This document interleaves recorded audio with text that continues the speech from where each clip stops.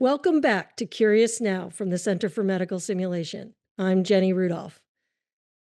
I'm thinking about myself today as an organizational behavior scholar who loves to understand the hidden things that go on between us humans when we're trying to interact. And this week's subject, how do I make my thinking transparent? How do I narrate my thinking? What prevents me from narrating my thinking? Is one of my favorite topics because I think it's really hard for all of us. It's certainly been really hard for me. And at the same time, I just think it's transformational in opening up connection and dialogue between us. I want to start with a story. About 15 years ago, I was co-leading a simulation course with my mentor, Dan Raymer, at the Center for Medical Simulation for anesthesia faculty across the Harvard teaching hospitals. And that day, one part of our curriculum was around feedback conversations in the operating room between an attending or supervising physician and their resident. And in one of the modules during the course, we talked a little bit about what were some different ways that people gave feedback or had feedback conversations. One of the participants in the course just stepped up and shared a dialogue that she had recently had with a colleague who had had a medical error in their practice, and she was part of the quality and safety team that was working with that colleague to figure out what happened and to take next steps. So she disclosed in an appropriate, de-identified manner what she had discussed with the person by telling us what she said she noticed in the case, what she thought about the impact of that for the patient and potentially the provider himself, and what she'd asked him to talk with her about. And I was so blown away by how transparent she was about her own thinking, why she thought it was concerning, why she thought it was understandable, those kinds of things. And I shared that with her. I was like, wow, I almost never hear anybody disclose their thinking in a way that maybe Kim Scott would call radical candor. How did you come to do that? How do you do that? And she turned to me and she looked me right in the eye and she said, Jenny, I am usually talking to people on the worst day of their career. Some kind of medical errors happen that they would never want to have happen. They would not want some harm to come to their patient. They are feeling terrible about themselves. They're wondering what they missed. And if I'm going to ask them to share with me what they're thinking, the very least I can do is to be open and honest with them about what I'm thinking. I found that so touching and fair. And that's really the subject of our podcast today.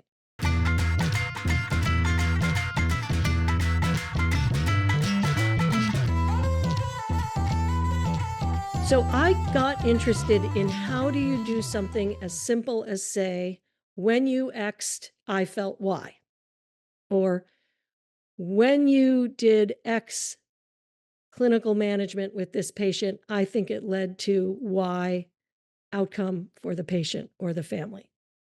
Why is that so hard for us? I actually started my career in simulation and debriefing trying to figure out that question. And I started with the work of Chris Argyris, who had noticed that so many of us use an approach he calls mystery mastery, which is where I'm going to keep my thoughts and concerns a mystery while unilaterally trying to master you. And what he also discovered was that there was a certain cadence to that of asking what he called guess what I'm thinking questions or closed-ended leading questions. Do you think it would have been better if? Wouldn't it have been a better strategy too? And what he discovered in studying managerial conversations that were characterized by this pattern of guess what I'm thinking questions, he actually called it by a slightly more spicy term, which was fancy footwork. And easing in versus conversations where people disclosed openly what they were thinking. that the ones that involved easing in and guess what I'm thinking questions rarely led to the team discovering crucial data that they needed to have the problem get solved in a meaningful way. Along the same lines, I actually conducted a study with Rebecca Meinhardt, Dan Raymer, and some other colleagues on that very course I mentioned at the beginning of the podcast, where we were talking about feedback conversations in the course. And we compared those conversations that were characterized by a series of 5, 10, even 20 sometimes guess what I'm thinking questions versus feedback conversations where the feedback conversation leader, usually the attending physician, disclosed his or her point of view, what she saw or what he saw that was concerning, and inviting some input from the other person, which took 5 minutes versus 10 or 15. What makes it so bleeping hard for us to share what we are actually thinking? I often joke that my mommy, perhaps like many of yours, taught me, if you don't have something nice to say, don't say it.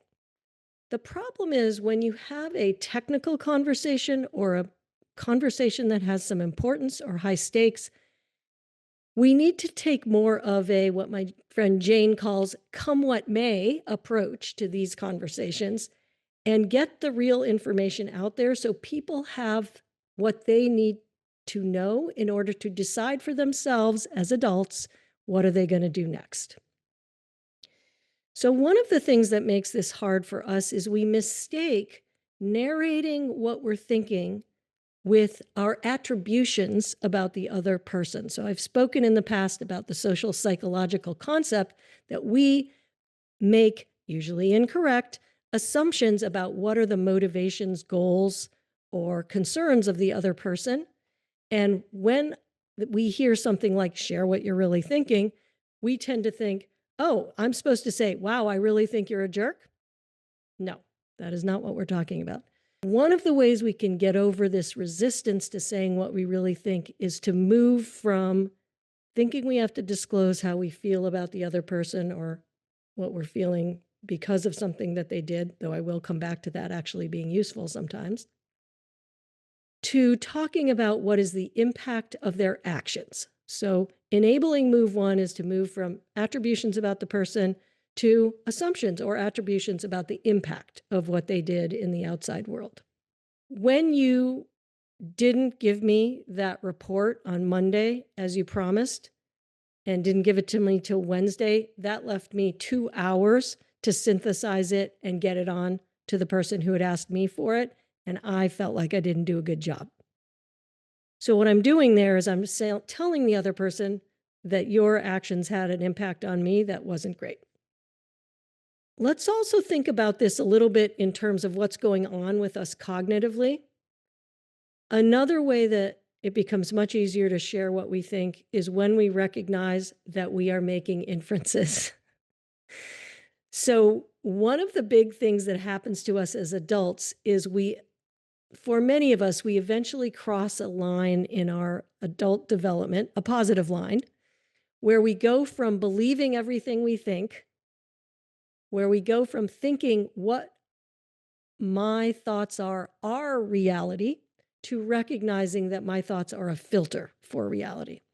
And so one of the ways we can help ourselves with that is when we've made an inference about someone, like, you are an inconsiderate jerk because you didn't give me that report on time, I can realize I ran up the ladder of inference. I came up with a causal explanation of that person giving me the report late, which is they're a jerk and they are inconsiderate, versus I don't actually know anything about why they didn't give me the report. And the only data I have are that they gave it to me 2 days late. And so I take the data I have, I label it as late, I label it as putting me in a bad position, and then I continue up to assume that the reason for that is they're a jerk. That's running up the ladder of inference. And one of the things we can do to clarify our own thinking when we disclose it is to push ourselves back down to the bottom of the ladder of inference and say, hey, when you X'd, the impact was Y. The data from the bottom of the ladder of inference is X, i.e., you gave me the report 2 days late. One of the reasons I think being able to disclose what I really think is incredibly important is not only for the quality of the conversation and the data, if I may use that word, between me and the other person. So now I can explore with the person, hey, what contributed to potentially you're giving me that report 2 days late? And I might learn something that they didn't get the data from the supply chain management people until just a couple hours before they gave me the report. And so they didn't even have the data they needed to write the report to me. Now we have an opportunity to actually start doing some problem solving about how do we communicate when one of us has important information for the other and we know we're going to be late. We can have that conversation, but we can't have it if we don't discover what's really going on with each other. And we can't discover what's really going on with each other unless I say, hey, when you gave me that report 2 days late, it put me in a box and I was really uncomfortable. So why that's important, what I started to say is that changes the culture of the quality of conversations we can have. So I don't know about you, but I often quake. My knees literally shake when I have to have difficult conversations about performance, somebody else's performance, or something they've done that's been troubling to me. But when I can do that with a sense of openness and doubt about how right I might be about my perspective, I start changing the culture to one that's more open and collaborative. So when I contend that something as simple as saying, when you X'd, I felt Y. When you gave me the report 2 days late, I felt like you didn't care about my stress level. Or when you gave me the report 2 days late, it made it almost impossible for me to get it in on time to my bosses. Why is that so important? Because unlike sugarcoating, unlike pretending we didn't have a problem, such as saying, hey, don't you think it would have been nice if you'd gotten me the report a little earlier? It allows us to move away from a culture that has the implicit message, you're not strong enough, I'm not strong enough, our culture's not strong enough to withstand hearing what's really going on. It allows us, in a way, to build muscles in a workout of the day, workout of the week, where we get more and more used to bringing up what matters most. Often people talk to me about the problem that I don't actually know what I think. How am I supposed to share what I think? So I say to them, that's where you can say, when you X'd, I was confused. When Y happened, I wasn't really sure what to think. That disclosure of where you're coming from, even if it's confused, is also valuable to people. So let's pivot to our workout of the week. What we'd love for you to try out this week is some version of when you X'd, I think that led to Y. So that's one option. When you X'd, I think that led to Y. Another option, if you prefer, is when you X'd, I felt Y. And a really good way to practice this is positive things that other people do. People love to be valued. It strengthens the relationship. So you could say, hey, when you stayed 15 minutes late to help me with that report, that made me feel really cared for and it lowered my stress. Hey, when you came and stood next to me when I had to put in that intraosseous line in the child, it really made me feel more relaxed because I knew you were right there. We invite you to try those out. They may be a little uncomfortable at first. Invite you to use Bob Keegan's concept of a safe, modest test, potentially not the spiciest topics in your life, as a starting point, please. Enjoy.